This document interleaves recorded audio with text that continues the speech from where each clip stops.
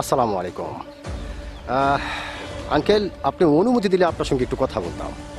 অসংখ্য ধন্যবাদ আপনাকে কথা বলার সুযোগ করে দেওয়ার জন্য।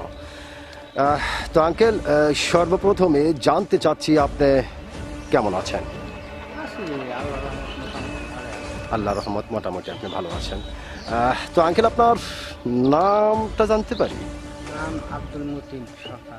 আব্দুল মতিন সরকার, চমৎকার একটি নাম আপনার। এবং মোটামুটি আপনাকে সামনাসামনি দেখে মোটামুটি বোঝা যাচ্ছে আপনি অত্যন্ত একজন সাহসী মানুষ। এটা কিন্তু আপনাকে মোটামুটি বোঝা যাচ্ছে। তো আঙ্কেল, আপনি কি ভোটার হয়েছেন? ভোটার হয়েছেন আপনি কোন দেশের? বাংলাদেশ। বাংলাদেশের। অসংখ্য ধন্যবাদ যে আপনি বাংলাদেশের ভোটার হয়েছেন।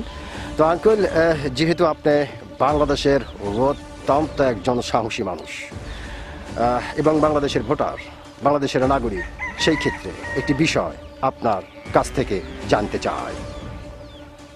বিষয়টি হলো, এইবার বাংলাদেশের সরকার কি হতে পারে? এখন বাংলাদেশের সরকার কে হতে পারে এটা